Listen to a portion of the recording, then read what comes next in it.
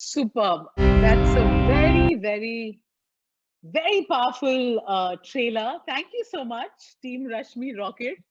Already, questions ke saath saath we are getting comments from the media, from the press who've joined in, calling it a very powerful trailer. So I think fingers crossed, signs look great. Everyone's loving it. Guys, if you have questions, all you have to do is type those in, and I promise to take them. But straight to the questions. बहुत सारे सवाल हैं, so हम ज़्यादा time waste नहीं करेंगे. The first one here is for Tapsi. Tapsi, this one is from Mohar from Midday. And the question is, I've noticed a few comments on social media uh, about your athletic physique, which where the comments have been slightly harsh. This is something a lot of female athletes face because apparently muscular physique compromises on femininity in some way. Uh, Rashmi Rocket, how do you think will smash these patriarchal constructs? Tapsi? Stuti, these are exactly those kind of boxes and molds I really want to shatter. I mean, who defines what's feminine and what isn't? Is it just about your muscular build that you will be judged that who is a female and who is not? Or do you realize that there are certain hormonal imbalances or abnormalities that are there in certain females by default? It's not their choice that they have, they're born with it or they have that. And it might be a result of that they end up having the kind of physique that they have. I mean, do you realize that it's their job eventually to make that kind of physique, to make that kind of body, to aid their the sport field, whatever they are in? It actually that's what they're supposed to do, right? To build their body strong enough, and it ends up looking like that because of those certain hormonal abnormalities that are there in their body, and because of that training, they end up looking like a little more not in conventional terms the feminine body that we in our heads have formed, that this is feminine and this is not, right? So are we really asking these women to change their genetics to be fit to fit into that kind of definition of what a female should be? And who gave you the right to snatch away the identity of a woman, saying that you are not a woman or you're not woman enough? So in my case, I kind of, in particularly this particular case, in my case, when people started telling me that it's looking like your body is looking like a man and all, it actually was a big compliment because it kind of validated my hard work that I had put in for this film. Because fortunately, by God's grace, I mean, I was lucky that I didn't end up having that kind of an abnormality in real, because of which, I didn't face those kind of really hardships that the girls who actually have it face. So I had to work double hard to get this kind of physique to fit into the character of Rashmi. So for me, it's a big compliment. They don't realize it. They probably realize it after seeing the film, that it's actually validating my efforts that I've put into this film.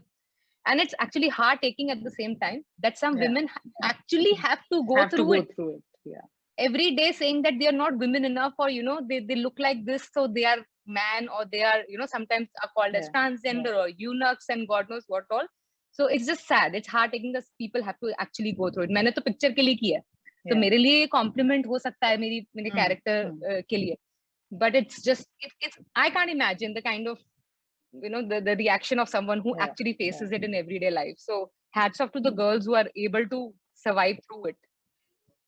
Perfectly answered, Tapsi. I think this gives me a good segue to actually ask this question to all my panelists today. Akar, starting with you, your views on gender testing. This was something जो trailer के पहले हम reveal नहीं कर रहे थे, and for a lot of people who've even seen this, it's difficult to comprehend कि ऐसे कुछ हो सकता है. What would you say?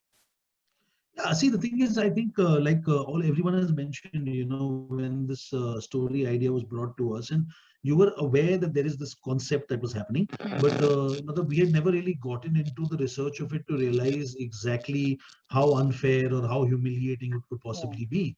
And one of my first decisions, or rather the first people I got on board this film, was my screenplay writer Anirudh Gua, who used to be a journalist as well. And I had very clearly wanted somebody with that kind of an approach, is this happening for everybody, this disturbance? It is. But I think we'll sort I that think, out if you can yeah, I continue. think It's others fine might now. have to Yeah. others might have to turn off their cameras. I think everyone else can be on mute. All journos, everyone on the panel. Akash, you can continue. Yeah. So the thing is that I got Anirudh on board because, of course, besides being a writer himself and, knowing how to tell an engaging story, he Hmm. also had a little bit of a research-based mindset, Right. which would mean a deep dive into, this whole process of gender testing. Hmm. And for me, I think one of the most important things, and I think everybody can answer their versions of it, is that when you go back to the history of gender testing back in the day in the 20s and 30s was actually done because there were people like there were imposters. There were men pretending to be women in sports events. Hmm. And it eventually became like, oh, okay, there's a lot of people that are winning this, but they're pretending to be women, but you actually find out that they are male impersonators, and that is a different thing altogether. That is, of course, that is fraud, certainly back in the day. Yeah. But I think somewhere the lines got blurred because then what happened is that it just became like a norm, and it's a norm that continued and no one bothered to actually question. No one bothered to question the ethics of it. No one bothered to question the validity of it. As far as finding out if there's been some kind of steroid intake, or if there's supposed to be some impersonation that was happening with, say, Soviet athletes in the 60s. That's understandable. That then is, you're committing a crime in that sense. But then I think people just forgot the point of it, and it became about something that is so discriminatory and so humiliating, and actually probably has no basis in science. Yeah. And that is the debate that the film is also about. Like Taapsee very correctly said right in the beginning, that that you can't tell someone who they are. The most important freedom is the freedom to be who you really want to be, and be who you really are. So doing an archaic test like this that itself is so outdated is just defeating the purpose of that. So yeah, that's my take on it, that I think it's just a misrepresented thing that's come down the way and become a very unfair practice. Yes, and therefore this it makes it a very, very important film. Pranjal, would you want to come in at this point? Yes, absolutely. The fact still remains that this test is done only with female athletes. That's one key thing that we all need to take notice of, that male athletes do not have to ever go through something like this, which itself is so sad in today's time and age, that females have to go through this. While we cheer for them, while we want them to bring accolades for our country, what we can do is basic. At least give them the fair right to kind of have a level playing ground. They did not need to prove themselves for their expertise, or for their enhanced things that they have, that that they can perform better. If we have to make them go through a certain test which actually questions their basic human rights, we are calling it a gender test, in itself is so regressive. Yeah, we should talk about it now. It's high time. Priyanshu?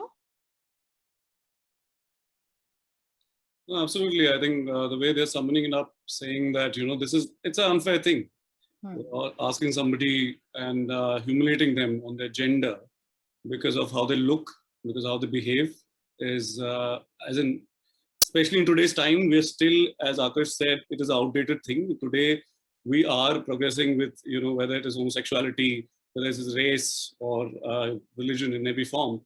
But this rule and this law, this test still exists, which is what was very, very surprising. And then that is what I said, that when he had told me about this story and then Googled it, then I said, people have been fighting these. There have been athletes around internationally and in India who have fought for this.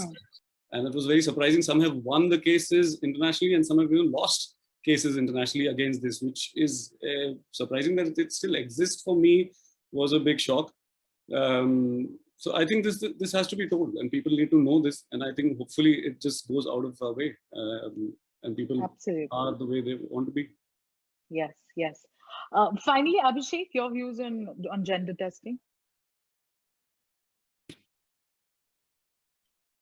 You'll have to unmute yourself, Abhishek. We can't hear you. Oh, sorry. Yeah. So see, I'm playing a lawyer.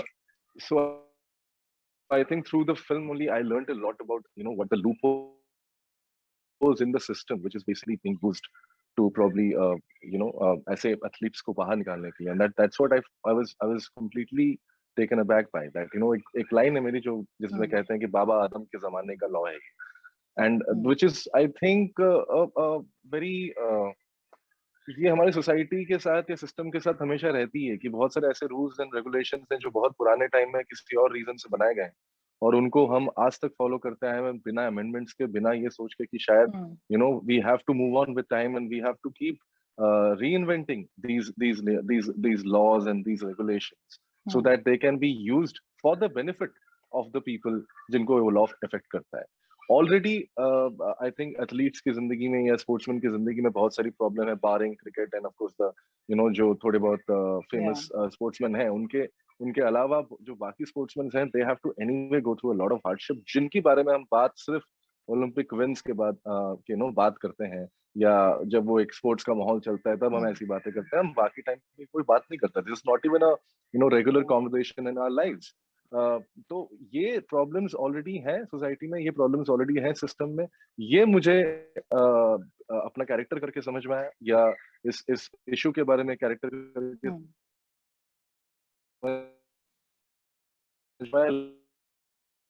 लेकिन common man के अंदर है. ये मुझे actually poster launch के बाद समझ में आया जब मैंने I read those comments about Taapsee's transformation and जहाँ पे लोग वो मर्दों की बॉडी या मर्दाना बॉडी जब होने लगे तो मुझे लगा कि शिट यार मैंने एक कैरेक्टर किया जहाँ पे मैं सिस्टम को गुनहगार मान रहा था, लेकिन कहीं ना कहीं ये हमारे अंदर है. ये सब हम लोग आपस में ही हमारी सोच में प्रॉब्लम है.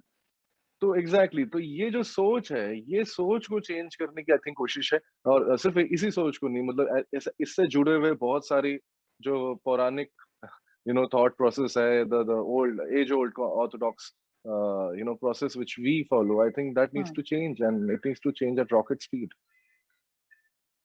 I think बहुत जरूरी है आप लोग इसके बारे में बात करें, इसके बारे में ये फिल्म बनी है. I think the more we talk about it, जितनी ज्यादा अवेयरनेस बढ़ेगी उतना we'll be able to sort this issue out.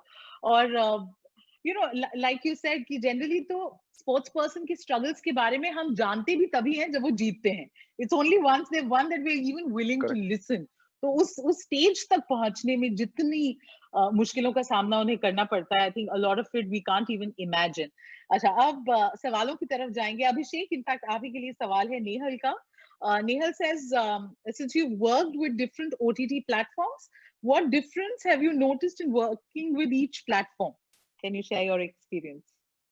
Oh, it's very difficult to actually. It's a very difficult question. ऐसा मैंने कभी categorize किया नहीं. But Z5 के साथ this is your third after Kali this is my, and Helmet. This is my third. Yeah. After no, I think जिसे कहते हैं कि Z5 की जो रीच जो मुझे समझ में आई है कि वो घर घर तक है, वो हर जगह है. Z एक ऐसा चैनल है जो मैं बचपन से आई थिंक मेरे घर में सब लोग देखते हैं और आज भी आई थिंक जैसे कहते हैं ना हाउस होल्ड चैनल है. जो अभी भी शायद ऐसी बहुत सारी ऑडियंस है इंडिया में जो अभी भी OTT से ओपन अप नहीं हुई है. there's a lot of audience who are still not watching online shows.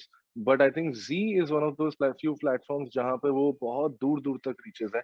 और ये मुझे एक्चुअली ये जो दोनों फिल्मों की आप एक शो की बात कर रहे हैं आप, जैसे काली जो है वो एक रीजनल शो, वो एक तरह का क्या बोलते हैं बंगाली में शो बना था, उसके बाद उसको हिंदी में भी हमने डब किया. तो वो मतलब वहां पर केटर करती है. हेलमेट के लिए मुझे जहाज मतलब बहुत ही जैसे कहते हैं इंटीरियर से मुझे बहुत सारे लोगों ने इंस्टाग्राम पे सोशल मीडिया पे they got in touch with me and so I feel that Z definitely has this wide reach in the country and I think I mean it's great that ऐसे platform पे release हो रही है जहाँ पे लोग देख पाएंगे कि हम यही चाहते हैं कि ऐसी फिल्में एक वाइडर रीच तक पहुंचे. Right. Tapsi, Vijay Lakshmi from Radio City wants to ask, how does it feel to be a representative of the aspirations and ambitions of young Indian women through your roles as an actor? I think that's a common thread we've seen abhi tak ke filmon mein. I think I just get as a privilege to extend my personal beliefs on a lot of issues into my work. That is actually what I'm doing with a lot of my films. I've always told people that I am not that aspirational diva that we usually see in our Bollywood, where people would want to look up to that heroine and be like, oh wow, how so gorgeous and all. I always knew कि भाई ये अपना department नहीं है. So मेरा department ये है कि I need to represent that today's day and age की लड़की, उसको representation मिलना चाहिए as a protagonist now on screen. So that has been my कैसे trump card to play. मैंने कहा अब हम अपने जैसों को represent करेंगे on screen, and we'll make heroes, or we'll show that how they are the heroes as well of their lives. So that is what I have, the card I have played in my career, which has worked really well for me, and it comes out effortlessly because I don't have to think too hard aspirationally कि ये कैसा होगा. मैं खुद ही ऐसे characters के इर्द गिर्द हूँ, खुद ही काफी मुद्दे मेरे को पर्सनली अफेक्ट कर चुके हैं, तो इसलिए it comes naturally to pick these subjects up and to. Right. Our next question is from Roktim Deccan Herald. And I think both Taapsee and Akarsh, you both can tackle this one, because the question is, how was the experience of working with Akarsh? Is he a tough taskmaster? Try harder, Akarsh. I don't think then also I'm going to get convinced. So I'll tell you what, honestly, that I've been very lucky with my heavy duty intense films. I've got those who made it go like के मक्खन की तरह निकल गई पता पड़ा. ये film ने मेरी जान निकाल दी थी प्रिपरेशन के अंदर. And Jaan, I'm not even exaggerating, Jaan nikal di.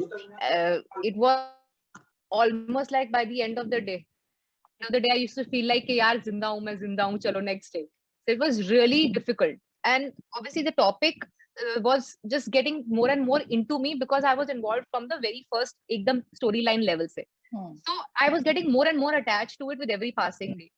So ye mentally also was playing a lot in me कि this might just be my most challenging character to play, because it not just requires me to transform physically, which I haven't really done before, but it actually puts me again in a mental state of an athlete who has this kind of an abnormality, which is very weird that some people around you don't even consider women.